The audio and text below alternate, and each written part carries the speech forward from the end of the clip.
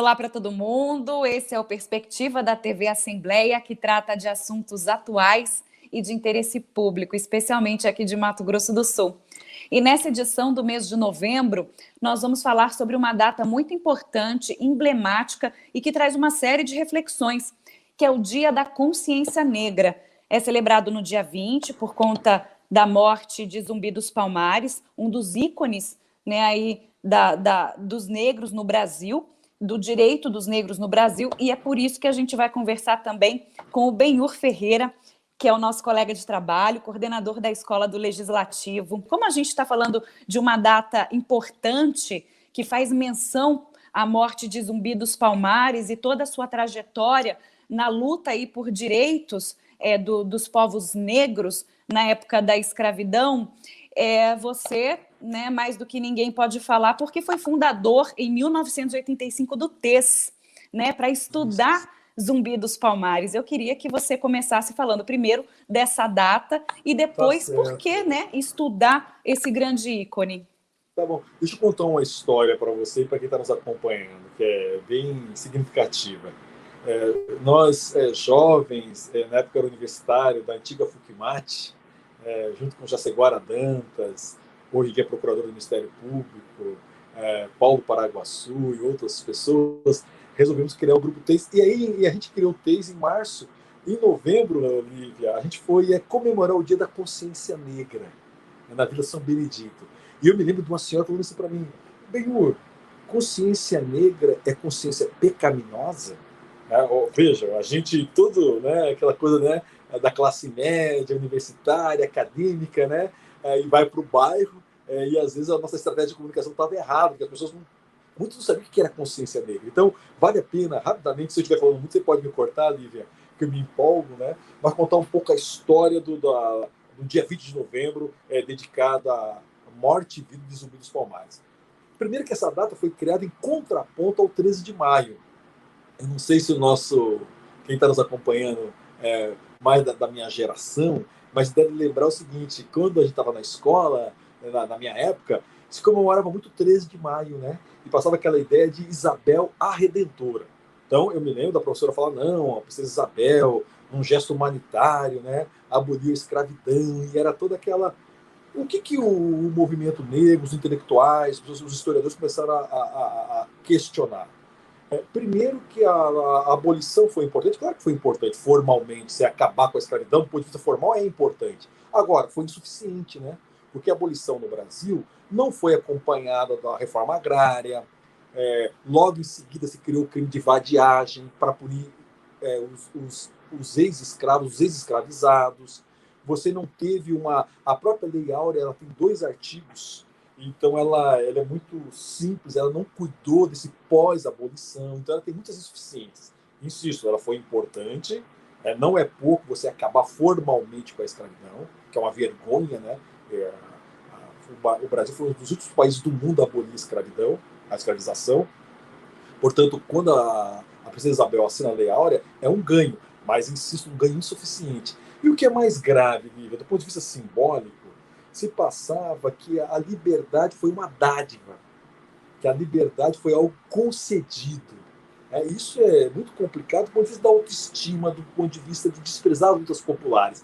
O que faz o movimento negro, embasado em historiadores, embasado em estudiosos? Começa a questionar a princesa Isabel, 13 de maio, e começa a colocar como contraponto isso 20 de novembro. Por que 20 de novembro? Porque é o dia da morte de Zumbi dos Palmares. E quem foi Zumbi dos Palmares? Zumbi dos Palmares foi um líder guerreiro no século XVII, na Serra da Barriga, um dos líderes de um quilombo, que eram aquelas comunidades, aqueles territórios que os negros escravizados, quando fugiam, formavam espaços de contraponto ao Brasil colonial. Então, alguns dizem que em alguns quilombos chegavam a ter índios também. Já ouvi, não sei se é mito, né, mas que até judeus que fugiram da Inquisição. Mas o fato é que muitas vezes você não tem uma precisão histórica, né? Mas o fato é que Palmares, Zumbi, se constitui, digamos assim, num ícone, né? num mito fundador de uma alternativa ao sistema escravista. e coloca o escravizado como protagonista. Porque a gente não pode pensar a escravização no Brasil como se as pessoas que fossem escravizadas foram passivas, né? Elas, na verdade, desencadearam uma série de resistência. Pouco explorado essa resistência. Então, eu me lembro, Lívia, no antigo ginásio ali na Glorioso Perpétuo Socorro, aí no bairro Bahia, que eu fiz o ginásio, o antigo ginásio lá, hoje em dia, né, é ensino fundamental, na minha época se chamava ginásio, né? Então, quando era 3 de maio, eu lembro que os trabalhos eram assim, o que o negro contribuiu para a cultura brasileira? Na cozinha, com a feijoada, alguns pontos ali. Hoje em dia, há todo um trabalho mostrando que não dá para pensar Brasil sem pensar nos povos originários, obviamente também nos europeus, mas a contribuição negra é muito forte. E é muito forte nesse tópico da resistência, né? Porque inclui a questão cultural, a questão religiosa, do sincretismo religioso, da capoeira, das operações para forçar o feitor a ser menos duro. Enfim, é um conjunto de manifestações que acabam culminando no dia 20 de novembro. Então, quando aquela senhora, no século passado, me disse, ou perguntou se consciência negra é consciência pecaminosa, é o contrário. Consciência negra é consciência da pluralidade, da diversidade, do amor, de não tratar as pessoas pela cor da pele. Então, é por isso que Zumbi é tão comemorado dia 20 de novembro. Bom, já que nós estamos falando aí do Zumbi dos Palmares, agora trazendo um pouquinho o nosso bate-papo para o TEIS, que é o Trabalho Estudo Zumbi, que foi criado em 1985, né, no qual você foi o fundador. Qual que era o objetivo desse grupo? Seria resgatar junto à população negra, aqui no caso de Mato Grosso do Sul, Campo Grande, trazer a história, né, fazer com que eles se aproximassem de suas raízes, tivessem mais conhecimento, ou era uma coisa mais ampla para a população como um todo? Na verdade, só para contextualizar, acho que é importante, principalmente o nosso telespectador mais jovem. Sim. 85, a gente estava saindo da ditadura militar. Tivemos o colégio eleitoral, Tancredo contra Maluf, a gente quis as diretas já, fomos derrotados, né, emenda direta já. Eu participei como orador, era acadêmico de direito, tive a honra de discursar defendendo as diretas já, mas perdemos.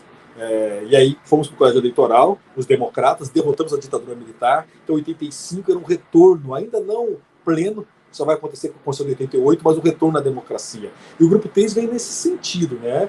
Grupo de Trabalho do Zumbi. Quem deu esse nome ao grupo foi o professor Jorge Manhãs, precocemente nos deixou, o professor Jorge Manhãs, que deu esse nome, Trabalho e Estudo Zumbi. E a ideia qual que era, Lívia? A ideia era ter um grupo de militantes, um grupo político, portanto, não político partidário, mas político, que se baseasse, tanto é que o nome diz, Grupo de Trabalho e Estudo Zumbi. Então, a atividade de militância, que é um trabalho, mas também calcada na reflexão, no estudo, né? E aí uma coisa interessante do Grupo TEIS é que o Grupo TEIS nunca teve vocação para gueto. A gente sempre compreendeu a luta contra o racismo como não é uma coisa de negros, é uma coisa de seres humanos contra racistas. Sem então, dúvida. O que o racista, Lívia, tenta fazer? O racista, ele tenta delimitar a luta contra o racismo como se fosse uma coisa de negro contra brancos. Então, por exemplo, pega uma mulher branca como você, né? Eles querem que isso não te diga respeito, e ao contrário. A luta contra o racismo é uma luta de seres humanos que não aceitam o racismo.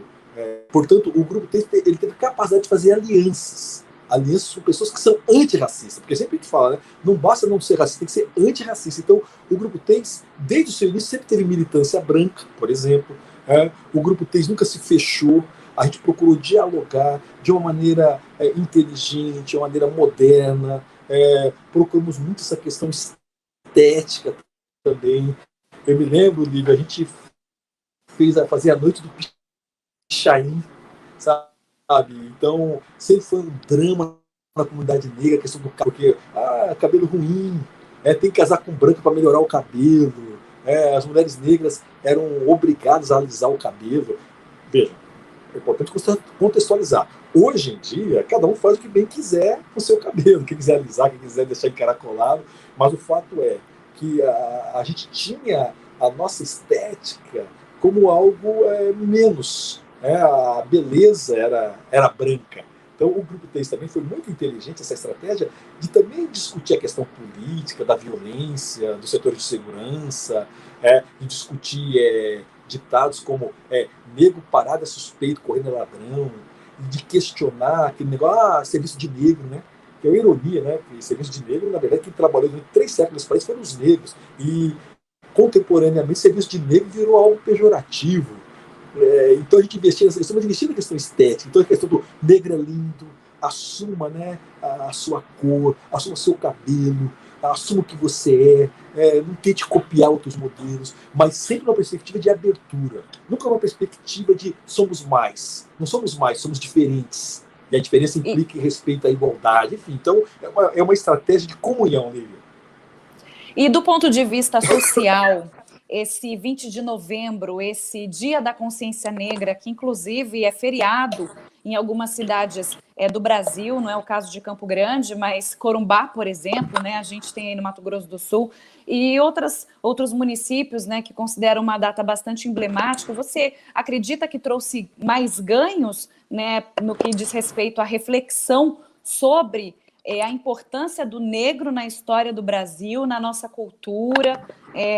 No seu ponto de vista, o 20 de novembro ele tem surtido o efeito desejado? Cara, o 20 de novembro é um caso de sucesso, emplacou. Vários estados é feriado, não é só cidades, não.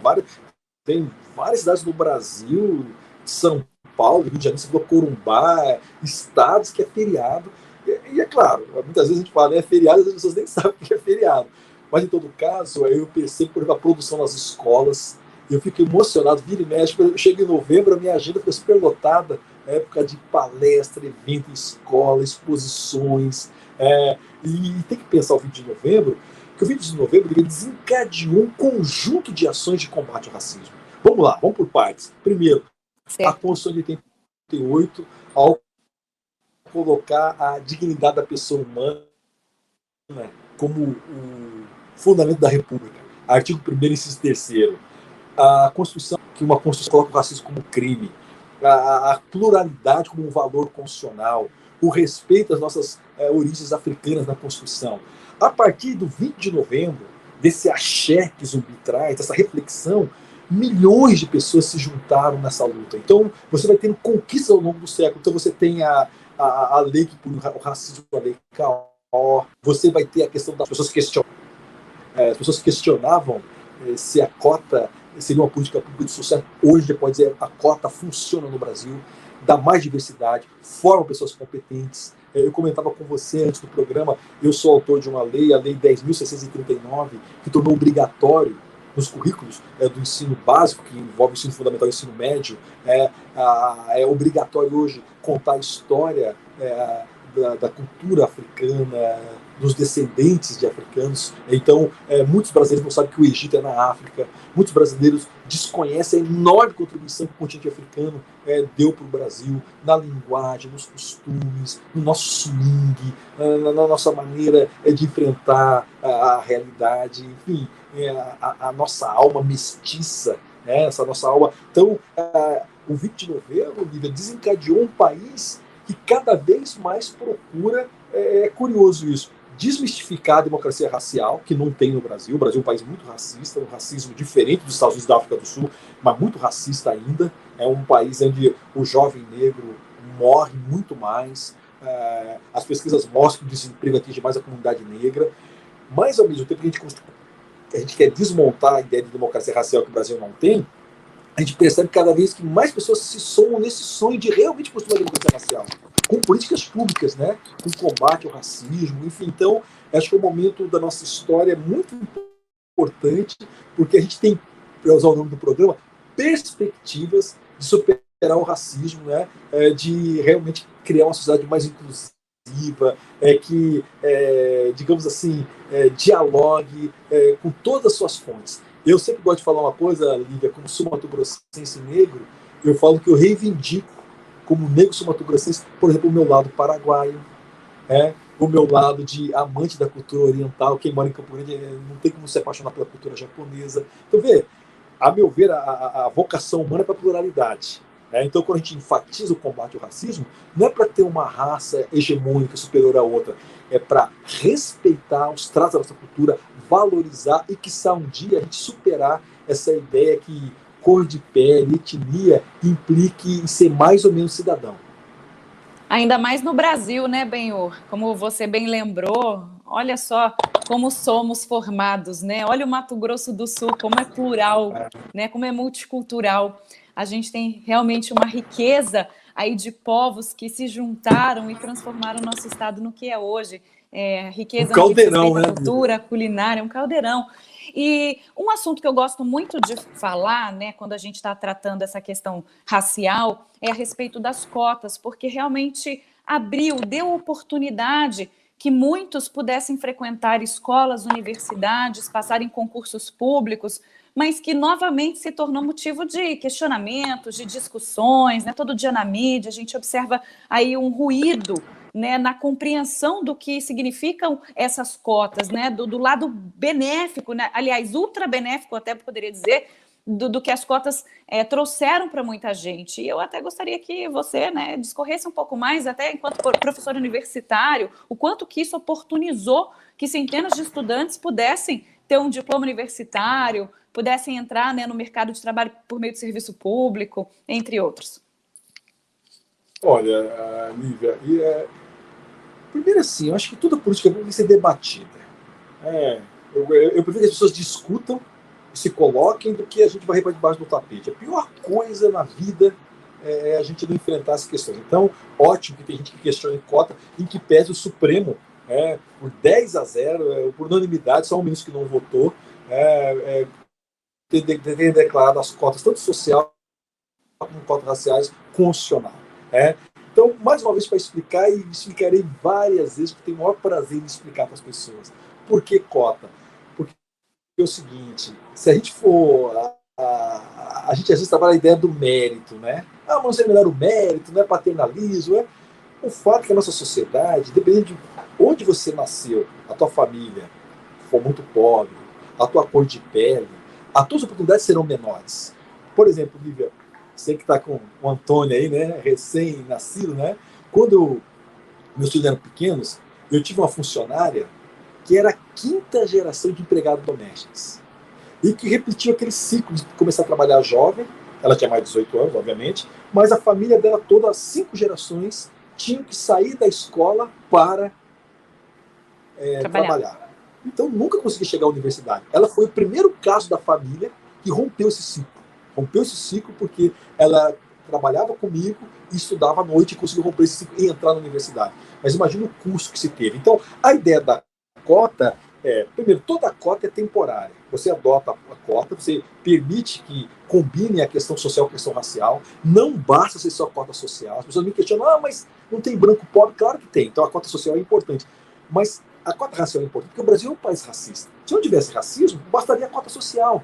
Mas eu tenho que também ter a cota racial, porque o Brasil não é só a questão da pobreza, é a questão da pobreza e do racismo. Ou seja, o pobre sofre 2 vezes quando ele é negro. Porque ele é pobre, porque ele é negro, porque ele é discriminado, porque ele não se reconhece na mídia. Quanto tempo levou uma novela no Brasil para aparecer um negro beijando? Quanto tempo levou no Brasil para ter a Maju Coutinho apresentando o jornal hoje? Quantos comerciais, né, na televisão não levam em consideração a nossa diversidade? Você vê raramente índios, amarelos, negros nos comerciais. Tem melhorado, ainda pouco, mas tem melhorado. Então, você tem um conjunto de questões simbólicas, de questões estruturais que impedem que a juventude negra particular chegue às universidades. Abandonam muitos no ensino médio, então não temos que adotar políticas universalistas. Uma coisa não impede a outra. Eu tenho que melhorar o ensino como um todo. Então eu tenho que ter políticas universalistas. Ao mesmo tempo, tem que combinar políticas setoriais, como são as cotas de você, porque eu não posso esperar que o ensino público no Brasil consiga competir com o ensino particular para que eu tenha essa diversidade. Eu tenho que formar uma elite multiétnica. Não é possível, você olha para o ministério do atual presidente, você não tem um negro. Né? Veja, depois da Nigéria, o Brasil é o país do mundo que mais tem negros. E você não tem no ministério Você não ter um representante, não é possível, tem alguma coisa errada nesse país. Então, a ideia da cota no serviço público, a cota na universidade, é justamente para você garantir uma diversidade, criar uma elite, elite no bom sentido da palavra, uma elite dirigente multiétnica. Até porque, Livi, isso é um ponto importante, o mercado, as empresas trabalham isso, a diversidade. Eu já vi diversas entrevistas de empresários dizendo como é importante no ambiente de trabalho você ter mulheres comandando, pessoas mais experientes, mais velhas, pessoas mais jovens, ter negros. Né? Essa mistura, Lívia, além de tudo, dá dinheiro. Né? Não é só, tem uma questão humanitária da diversidade como um valor, da representatividade, do combate ao racismo, mas com a gente vive uma sociedade capitalista, também é bom dizer que isso também dá dinheiro. Sim, você se coloca como agregador de valor, né? De valor, de olhares. De olhares, um olhar diferenciado. Isso é fundamental. Eu já, por exemplo, trabalhei em ambientes só masculino, você tem uma pobreza, às vezes, de leitura da realidade. Quando você tem no seu trabalho a possibilidade de trabalhar com mulheres, com jovens, pessoas mais velhas, você tem pontos de vista diferenciados. E isso é muito importante para a democracia, é muito importante para a produção de valores, enfim. Então, a cota, e mais, hein? Eu sempre bato nesse ponto. Aqueles que eram a cota, dizendo, vai cair o nível de ensino, quem vai no médico é mandado por cota. Olha, entrou pro lixo da história esses argumentos. Por quê? Porque as pessoas, tem muito advogado formado pela cota que é brilhante, médico, engenheiro, professor, diversas profissões, tanto cota social como cota racial, que dão conta do trabalho. As pesquisas demonstram, Lívia, até curioso isso, às vezes o aluno cotista tem o mesmo rendimento do aluno não cotista. E mais, o cotista, o único oportunidade que vai ter na vida, então, o abandono nas universidades públicas do aluno cotista é menor que o aluno que não é cotista. Então, é o que mostra que essas políticas públicas são vitoriosas. É claro, cota sempre tem que ser temporária. Você adota a cota, depois de um tempo você avalia, se você conseguiu aquele resultado, você pode não ter mais a cota. Né? Mas nós estamos longe disso ainda. O Brasil ainda vai precisar de cota durante muito tempo ainda em vários setores da vida nacional. E, Benhur, a gente, infelizmente, não tem muito tempo para discutir, o bate-papo é ótimo, né? A gente aproveitar até esse mês de novembro, esse Dia da Consciência Negra, para concentrar o assunto em diversos tópicos, para levantar, né, essas ideias, levantar temas que possam vir à discussão e até mesmo ser desenvolvidos ao longo do tempo. E eu gosto muito, agora, para a gente finalizar, de colocar o papel da mídia e das redes sociais, né, nessas discussões, porque os grupos, eles começaram a se identificar, né, eu acredito que por meio das mídias sociais, e esses grupos se unem, né, em prol de uma causa maior, e ao mesmo tempo de disseminar informações de qualidade, combatendo a desinformação, que é muito importante. Né, nos noticiários, infelizmente, a gente tem que acabar reportando situações como as que aconteceram, né, recentemente em supermercados, enfim, onde constantemente os negros são abordados porque o segurança acha que está levando coisas da loja, as situações como ocorreram, né? Infelizmente, a gente tem que acabar reportando, mas existem avanços também, né, no que diz respeito às notícias e também essa discussão inflada pelas mídias sociais. É o reconhecimento, é o reconhecimento e o sentimento de auto-pertencer também do negro nesse contexto mais moderno. Você acha que isso vai só evoluir? Acredita que a gente tem também mais pontos positivos do que negativos no que diz respeito à informação? Lívia, dizer que só vai evoluir talvez seja um pouco, digamos assim, quase que fatalista, porque nós seres humanos somos seres históricos. Não, acho que até é uma questão de fundo. Nós somos seres históricos, e como seres históricos, nós somos seres de possibilidade, nós somos seres de perspectivas. Então, na luta contra o racismo, contra o sexismo, contra a homofobia, enfim, tomara que a gente seja sempre cada vez mais galgando novos degraus. Mas isso não é um dado, tem que ser construído, é uma luta diária. Então, eu quero acrescentar, para fechar, o papel, por exemplo, das pessoas brancas que estão nos assistindo. Mais uma vez, enfatizar, a luta contra o racismo não é uma luta só dos negros, é a luta das pessoas de bem para isolar o racista. O que você que é branco, que nunca foi discriminado, ganha com isso? você ganha uma sociedade menos violenta, você ganha uma sociedade que as pessoas vão se gostar mais, você ganha uma sociedade com mais riqueza cultural, quando as pessoas não são oprimidas, elas se libertam, elas criam um clima mais agradável, você ganha em tudo quanto é setor. Então, você branco, branca, tem muito a ver com essa luta. Outro papel que é da mídia, né? A mídia publicitária ainda deve muito. Hoje em dia você tem mais, mas ainda falta muito mesmo. Você tem, ainda você pega a TV brasileira, por exemplo, a TV brasileira ainda é muito branca. Tinha que ser uma TV mais plural, né? Uma TV que expressasse mais as nossas condições. As próprias mídias sociais, elas têm um ganho, mas elas também, às vezes, acentuam o discurso do ódio. E tem Sim. gente que está confundindo liberdade de expressão com ódio. A liberdade de expressão é ampla, ela é ampla. As pessoas têm liberdade até para falar besteira, mas agora não para praticar crimes. Então tem pessoas que acham que podem praticar crime, ofender as pessoas, né? E mais, eu acho que o que tem de alento, de otimismo, é que mais pessoas tomaram consciência do racismo, mais pessoas estão se somando. Então, da década de 80, que a gente fala da consciência negra de Zumbi, para hoje, 2021, Lívia, nós temos milhões hoje em dia que comungam dessa fé, desse ideário de um país sem racismo. Nós temos programas como vocês que você está apresentando e outros que estão sendo feitos que vão questionar os pilares da nossa democracia, mostrando, ó, não vai haver democracia no Brasil enquanto não tiver democracia racial. Enfim, então eu quero terminar com essa sopro de otimismo. Otimismo na gente, na nossa capacidade de comunhão, nossa capacidade de superar diferenças para apontar para o mundo cada vez que... eu já fui, Lívia, você que tem a mãe, agora está vendo essa experiência fantástica da maternidade, eu já fui dar palestra em creche que uma criança negra de 5 anos não arrumava par na quadrilha para dançar. Então o racismo mata, o racismo esfola, o racismo agride a autoestima. O outro lado é que nós temos que reagir. E reagir com bom humor, reagir não sendo racista, não tentando enfrentar o ódio com ódio, sendo generoso, mas é uma generosidade que é ativa. Eu perdoo o racista, mas eu pulo o racista.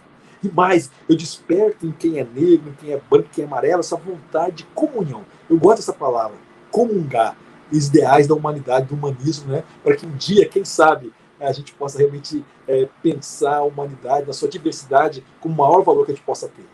Beleza, Lívia?